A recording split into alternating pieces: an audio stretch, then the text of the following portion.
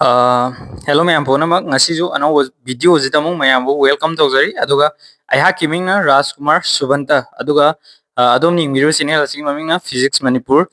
adu ngasi aihak namu pura lakchariba video jita na current electricity gi formula jing do pulap oina aina formula ngakta pura lakchabani noi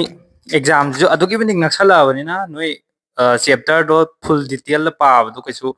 ngammaroi aduga paaju parono full detail da noina kaigumba hanadagi semjarak haitare semjarak pa short notes kumba adi formula sheet kumba adugumba leitaraga noi aduda stick fajana tawraga revision do hanjan hanjan chatlo aduga kaigumba adugumba notes semhawdaba natraga formula sheet to semhawdaba jingi oin taragadi aihangna khitang ru help oigedra khallaga aina sigi video je pura laksabani ado noina kaigumba adugumba notes kumba sem gi belai taragadi ahian ba yeng de bidai tare noi han dai lejaba notes to adoina phajana pajaro ado noi notes ade formula jing no pa ba loina loina na adum question nang na han di hotcha gi question khara di lejarangani na adu question do joina revision do chalo adi formula do pulup chatmi no aduga ahian ba question kok lekhat question ngai di yengor no go hojikte ado ngasigi video je formula ngakte je hawnam tor je detail di ai je haib di ngamaroi haidi revision oina tawrage formula je ngakta loi tardi hawrje akhoi ahan lei je kilere number 1 da electric current de hana hawre electric current je akhoi kaina pbi hai matam da I equal to dq by dt sina akhoi differentiation gi mawong da thammani ko q jina kaino charge tuni aduga t jina kaino time dune ba aduga sije atopa mawong am da akhoi kamain thambe ya hai matam da q equal to integration I dt na thambe ai q je kariba charge ni aduga akhoi singumba differentiation integration je amta yahonda bida akhoi normal isam jam form na thamge haraga jo I equal to dq by dt na thambe ai adu mathang lai jina electric field in conductor na le haidi conductor amagi manung da laiba electric field ni ko sije kaina p hai matam da e equal to v by d ne e jina kari electric field aduga v jina kari magi sigi terminal voltage ni aduga d jina kari maje length of the conductor dune aduga mathang na ohms law jite akhoi hana dagi class 9 10 dagi dum khangale sidi v equal to ir v jina voltage I jina current r jina resistance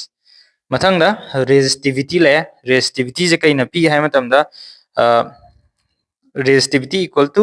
ra by l r jina kari resistance le re a jina kari area le re aduga area of the conductor aduga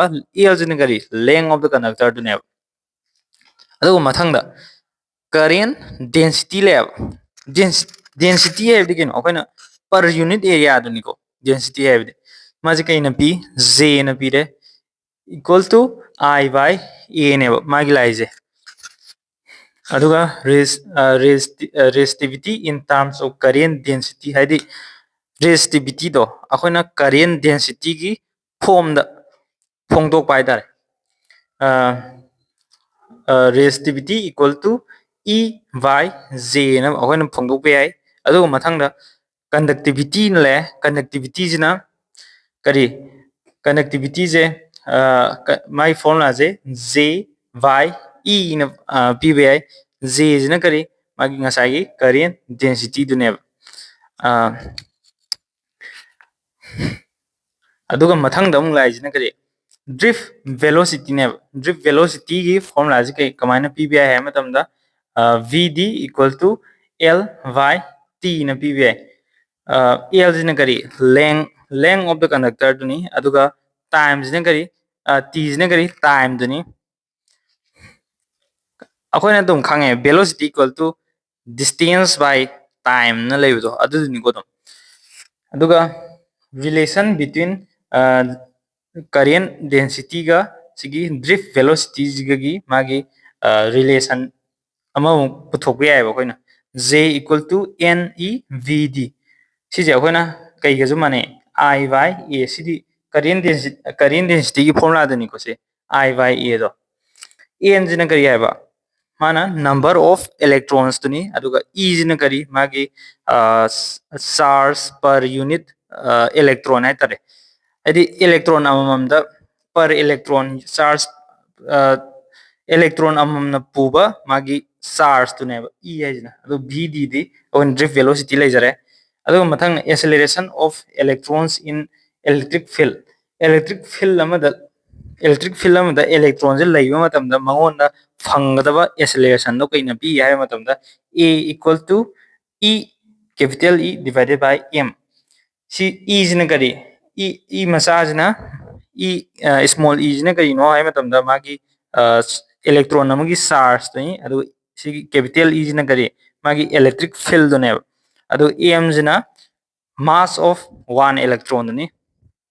ri targadi mathang gi mathang dong chal je adu mathang dong lai na number 11 subuda lai je relation between tau and vd and tau je khoi kai ne na hai ma tum relaxation time na ko ne ba adi relaxation time ha di akhona electron ani collision successive collision thok pa matam da changba time dani अदुई तारगदी मागी formula जन कमाइन P है मतन vd equal to e सिगी e small e ना कइनो है मतन charge of electron नि अदुगा सी e S ना electric field लेरे मास ऑफ इलेक्ट्रॉन लेरे अदु सिगी ताउ जन करी रिलैक्सेशन टाइम दने अदुगा मथंग दा अखन एक्सप्रेशन ऑफ रेसिस्टिविटी अखन ममांग रेसिस्टिविटी की जो एक्सप्रेशन दे तमनि तमरे अदु तारग हंदक की जिना मो सिगी रिलैक्सेशन टाइम जे यावहल लगा एक्सप्रेस तौबगी मवंग ने सिनमो सिदना m divided by n e square tau si leire adu mathang mobility ongle mobility hai na kaino hai matam da kon charge carrier je kayam line sin bagi hai bjane conductor manung jida adu ma je tau mu na dino tawre si mu equal to v d by e leire e na kaino hai matam da electric field ni adu mathang da relation between mu and tau hai di mu jina kariba mobility ga sigi relaxation time sigi relation tau equal to e mu equal to e tau divided by m na lere adu mathang da relation between resistivity and mu na le hai di mu hai di kari mobility do my formula is n e mu dagi rho equal to 1 sigi formula je sim ju leire adu mathang na muk lai jina temperature coefficient of resistance hai temperature coefficient gi formula ne ma je kai na denote tawi hai ma tam si alpha jina denote tawni adu ma je formula je r2 minus r1 divided by r1 t2 minus t1 adu sida khangjan ga dabam na magi metal gi oi tar ga di akhoi na magi temperature coefficient je positive oigani adu semiconductor gi oi tar ga di magi coefficient je negative oigane adu insulator jo negative oibni ko adu mathang da lai na temperature at which resistance of wire becomes rt have haidi karamba temperature da magi resistance to sigi rt je oirakadagi asine adu tar mai formula je rt minus r0 divided by r100 minus r0 into 100 ne asigi r0 haibna kaino hai matamda resistance at 0 degree celsius 0 degree celsius ta leba resistance ni aduga sigi r100 sina resistance at 100 degree celsius to ne ado sidaidi ahoina hande ju khanga level combination of resistor gi combination na dare ma series ta samju ai natraga parallel ta samju ai magi formula je series ta samagana r1 plus r2 plus dot plus rn aduga parallel ta samagana 1 by rp equal to sigi rp na rs hai si je mogi equivalent resistance to niko ado sigi parallel gina rp 1 by rp equal to 1 by r1 plus 1 by r2 plus dot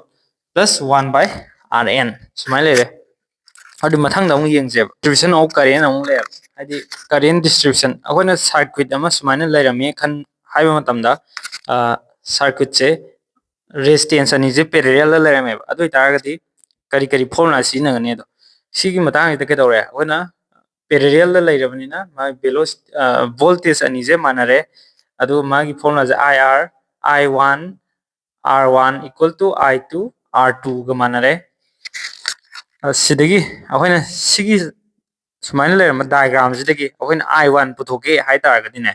akoin sigi formula sina ne I1 equal to I R2 divided by R1 plus R2 sina ni aduga R2 puthoke I2 puthoke hai taragadi I R1 divided by R1 plus R2 sije sina ne haidi sida R I2 oirgana sida R1 oiba sida I1 oirgana sida R2 oiba haidi opposite na baida adugo mathangna nam heating effect of current le adu sigi magi highest heating effect of current je kamai p hai matam highest equal to I square RT sinatraga V square into T divided by R na p natraga na VI into T na samana ju PVI aduga mathangda electric power dong le power hai bide hoi han disu kange madi kari work done by time ne sije kaina p I square R na PVI B square by R na PVI natraga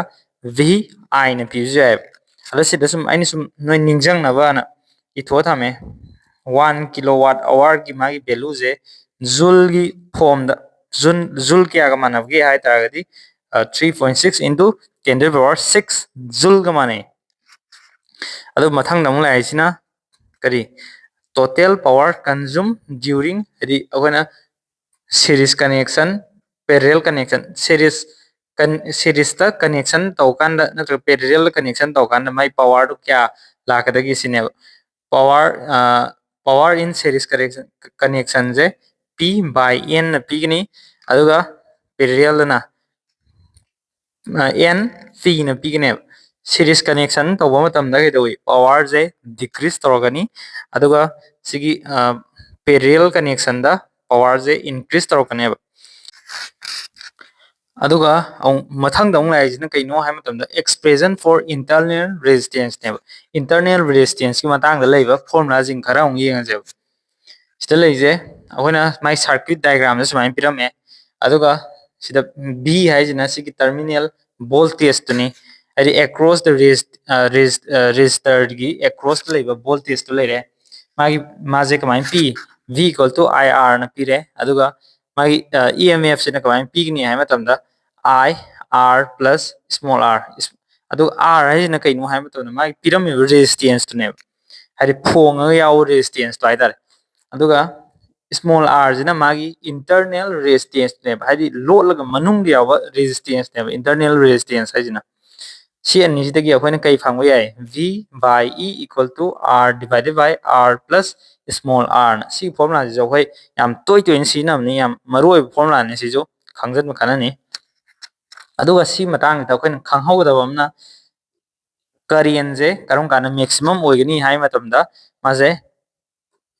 pirami resistance to zero oiba matamda current je maximum oigane aduga power jina karam matamda maximum oigani hai matamda pirami resistance to ga magi internal resistance to ga manaba matamda power do maximum oigane aduga mathangda mu laijina sigi series connection of cells hai cells singje series ta connect tawai matang ani magi circuit diagram je sumaina koina PVI aduga sidain si box e sigi cell jiga sigi resistance internal resistance ke koina cell 1 na kawni aduga sigi sigi na muk cell 2 na kawne basmana ado my internet total internal resistance when connected in series ta sama matamda my internal resistance se R1 plus R2 na pigine aduga total EMF na kai na pigni siju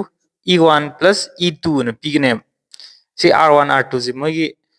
internal resistance ni ko aduga akon sigi matang da khangjan ga dabam na akon cell je opposite oina mabani je oppose tawraga piram bataraga di magi formula je E1 minus E2 no oigani aduga mathang da parallel connection ge mu yengje parallel connection de diagram je magi circuit diagram je sumana pbi sida r lere sidagi i1 tholok toiba adagi sidai i2 je tholok toiba adu moi internal resistance r1 r2 pire aduga total internal resistance te kaina pigni hai matamda parallel connection dana r1 r2 divided by r1 plus r2 na pigni aduga total emf se parallel connection na kamai pigni hai matamda r1 r2 divided by r1 plus r2 e1 by r1 plus e2 by r2 na sumai pigni natraga akoina sije natraga kamai pbi e by r divided by e1 by r1 plus e2 by r2 na pbi sigi r haibde akoina sida magi formula lejagre ko sigi r je sum solve na pukhalakoni da sida si lei samane siga ani je samane khenade sigi r gi value je kak sinjalapne ase r gi value pi gi adu mathang na hoi Kirchhoff's law le Kirchhoff's law da khoin ani legani junction rule haibamga loop rule haibamga ani legani junction rule jida hai jina kari akoin junction amada sangakpa current khudingmakto aduduga thokiba current khudingmakto ani do tinjanabdo managani sineba changakpa current khudingmaka thokiba current khudingmaka tinjanabdo managani sineba ado maje kaida base tawi hai matamda conservation of charge the base tawi si jo mamang jo hangrabni PYQs ni previous year question ni si jo aduga loop rule hai gana kari akona circuit diagram amada akona loop oina chatpa matamda kaidawa magi total velocity do kaina pigneba magi summation of I R do na pigneba adu si je kaida base tawi conservation of energy da base tawi Wheatstone bridge laire sidi adum irai lai ni ko khoin adum khang lairamni simagi diagram je smile laigani aduga maje magi magun property je kaino hai matamda p by q equal to r by s kamana neba hari moje resistance ni ko p q r s ka hai moje resistance neba adu mathang da meter bridge amule meter bridge ki magi property na kai hoigini hai matam si na akhona masak khangdaba resistance ama puthokine mai meter bridge ki mathause masak khangdaba resistance x so loksale to masak khangbajna r ni loksale aduga sidagina si bawagi ari si jockey ga oigo si jockey je mana thinmo pa je sidagina si bawu je si na mai leng je l sange lore adug sidagina si bawu jina 100 minus l sangdane kaigino di sigi hek hawdagina sidagina sibawu gi asangje 100 ne 100 sida l oigi tar sida 100 minus l or ko ne ado sida magi cell ama hape ado key ama hape my properties male x by l equal to r by 100 minus l na samale ni ado mathang da galvanometer gi ongle galvanometer je akoina magnetism की part तमनी अदु तारजु आइना सिम तांग दा हाबजले conversion of galvanometer दगी emitter on गे हाइ तारगदी अखोइना मागी resistance तो galvanometer दा parallel samgनी अदुगा मागी formula ना समाय लेगनी rs by rg equal to ig divided by I minus ig ना लेगनी हाइदी ig है न कैनो galvanometer फावरग चेनबा करेंदुने अदुगा सिगी is है न करी मागी सिगी सन सिगी resistance है सिगी value दुने rs ना अदुगा सि rg ना galvanometer की मागी resistance दुने अदु conversion of galvanometer ना voltmeter द on बगी सिना कई तौगनी है मतलब resistance तो galvanometer द series द सामगनी अदुगा v equal to ig rg plus r na samai my formula is big ni aduga akoina current density gi current sensitivity gi akoina formula ju adum marak ta kai guma hang bu adum yaw ne aduna ithwe aina magi formula je kamai p phi divided by I equal to NAV divided by K na pigani aduga voltage sensitivity jina kamai pigani phi divided by V equal to NAV divided by K 1 by R na sumain tor pigani अखोन इरोई लोबदा Kirchhoff's law की अखोन loop rule लो होत मतमदा तंगाई फदन संगदबा यादबा सिद notes हदि मरोइब point खरा लेरे सि जो अखोय यिंगमजे इरोई लोबदा कमायना अहानदा कमाय ले अखोन किर्चॉफ्स लॉ जे तौदिस केनो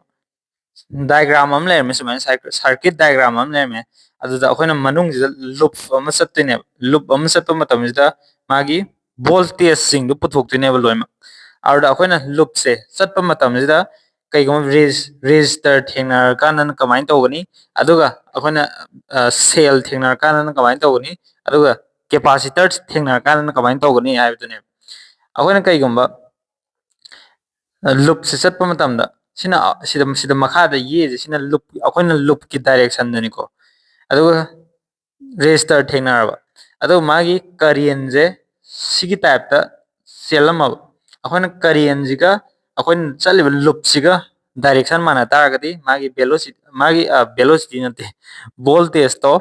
I minus IR na lowni aduga kaigumba current जिगा अखोन लूप तुगा डायरेक्शन माना रम द तारगदी प्लस IR na lowने माई वोल्टेज तो